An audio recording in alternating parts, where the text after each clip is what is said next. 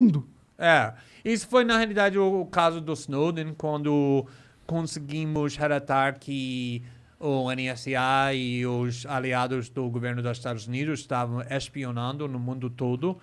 E eu fiz muito reportagem naquela época, foi 2013, 2014, aqui no Brasil, primeiro com o Globo, depois com o Fantástico. Acho que fiz 5, 6, 7 reportagens com o Fantástico, porque a grande parte da história é que como o NSA estava espionando muito contra as instituições brasileiras, a população brasileira, o presidente, né? A Dilma, o Dilma, então Dilma, o Petrobras. Então foi uma polêmica muito grande e aqui criou uma briga, na realidade, entre o governo Obama e o governo da Dilma. O Dilma foi forçado, desmarcou um jantar muito elegante e muito chique na Casa Branca naquela época, denunciou Obama na ONU. Disso. Então, foi uma polêmica global, mundial, porque os Estados Unidos estava espionando contra o mundo todo. E o Edward Snowden, você encontrou ele era um agente, informante da NSA, né? Ele trabalhava lá, na real, né? Ele trabalhava primeiro na CIA. Na realidade, ele queria lutar na guerra do Iraque, mas quebrou os dois pernas quando ele estava treinando, então foi rejeitado. E ele foi para a CIA, trabalhava na CIA 2, 3 anos e depois foi para o NSA.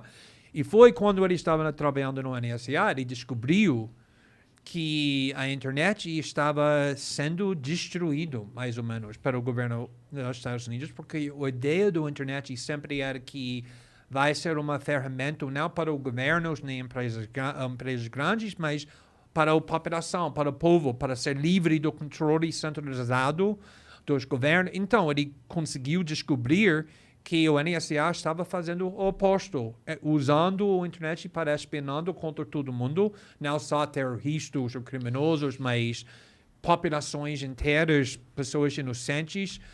E também o governo dos Estados Unidos, naquela época, estava mentindo sobre isso, a coisa que finalmente causou ele para decidir que ele vai arriscar a vida, e ele arriscou a vida dele para revelar essa informação. Ele é perseguido até hoje, né? Até hoje ele não consegue sair do Rússia, vai ficar na prisão do resto da vida dele.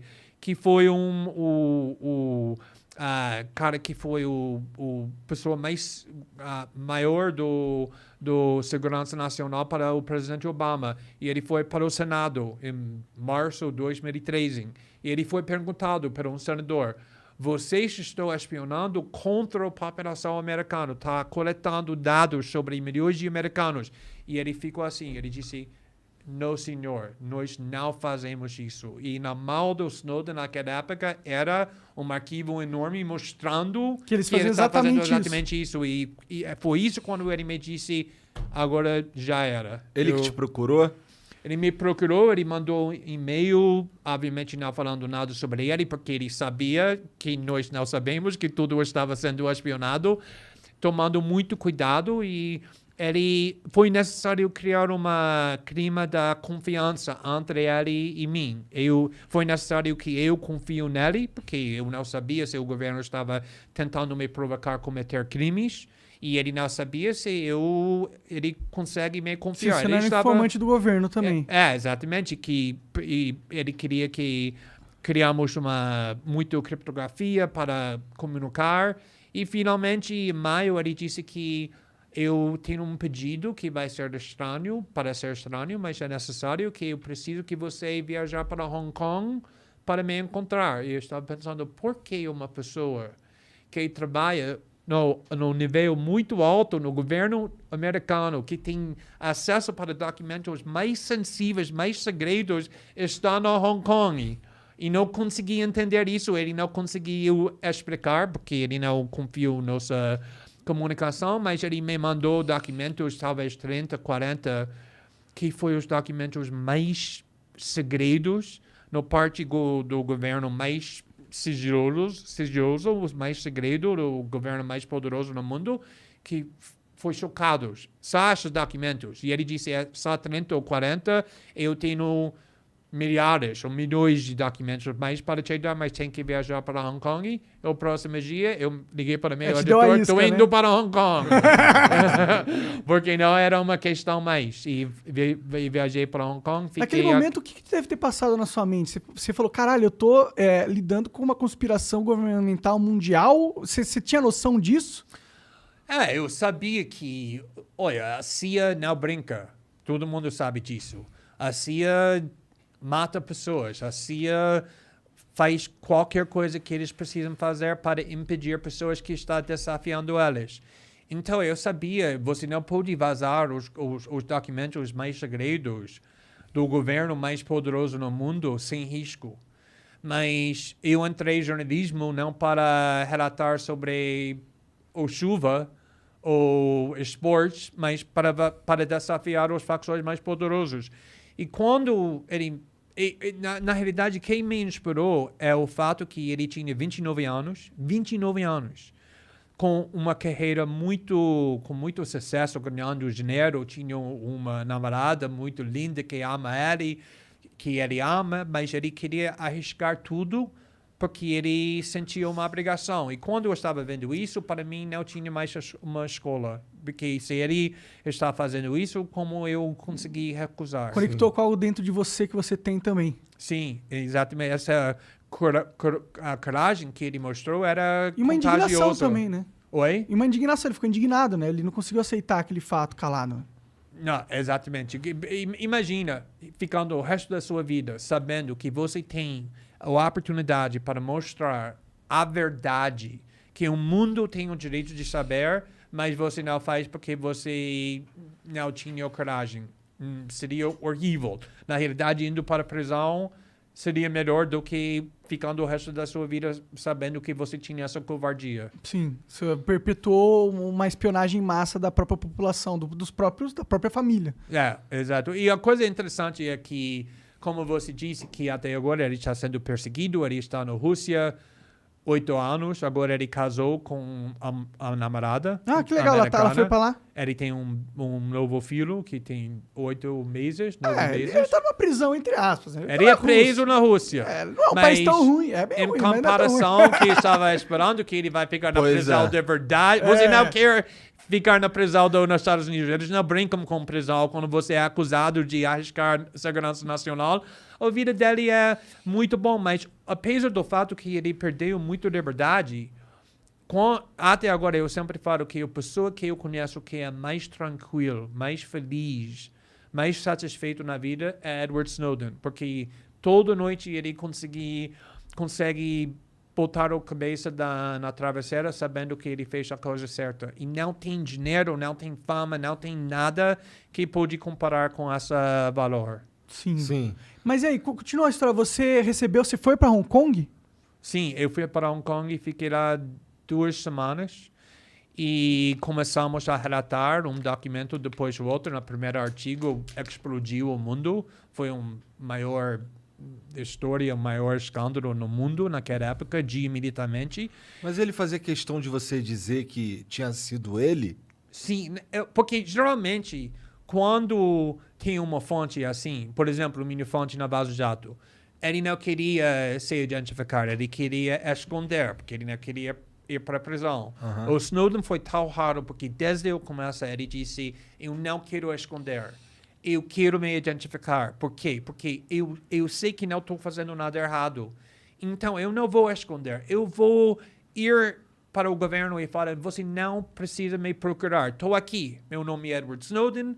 Fui eu que vazei esses documentos. Eu fiz isso por causa dessa raciocínio.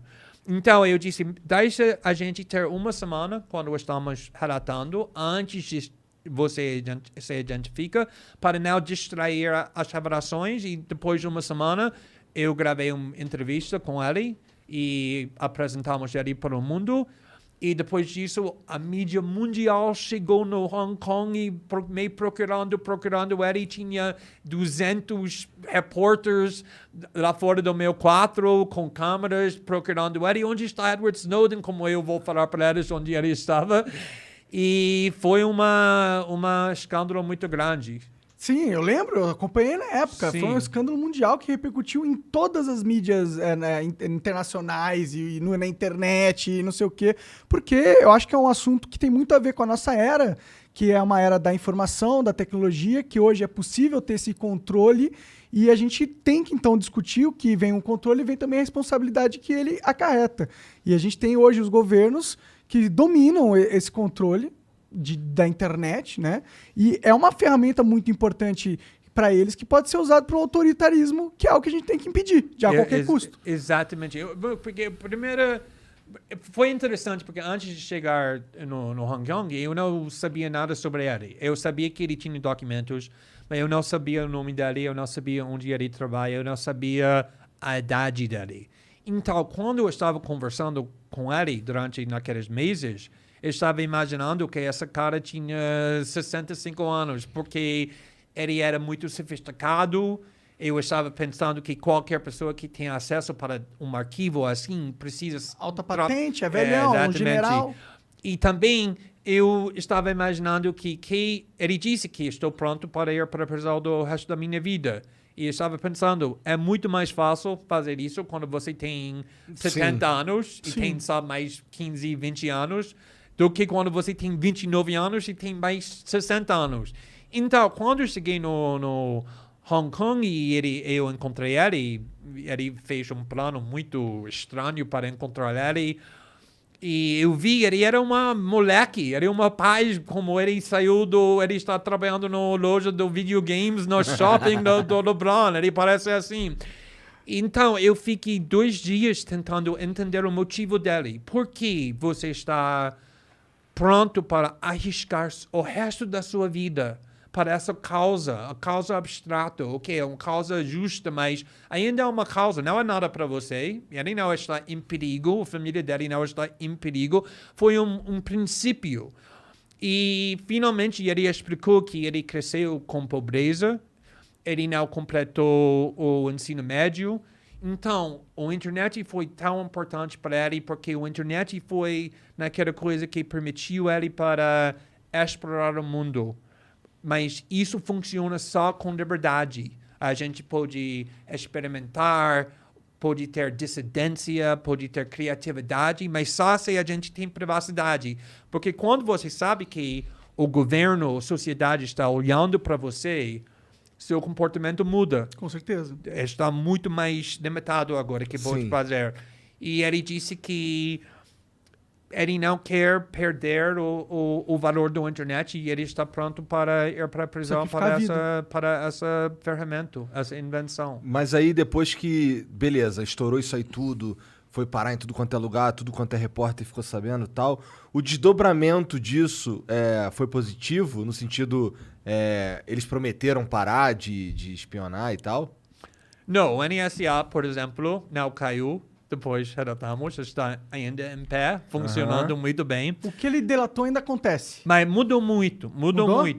Por quê? Porque, primeiramente, estamos conversando, discutindo o fato que nós sabemos agora que não sabíamos antes, que a internet está sendo invadido o tempo todo, espionando o tempo todo. O que isso significa? Que nós podemos, e muitas pessoas estão fazendo, usando criptografia, estamos protegendo, usando o WhatsApp, usando o Signal, usando o Telegram, usando outras coisas. E isso está deixando isso muito mais difícil para o governo dos Estados Unidos, outros governos, para espionar. Ainda eles podem, mas pelo menos agora temos ferramentas de privacidade para criar uma parede entre o que estamos fazendo e os governos.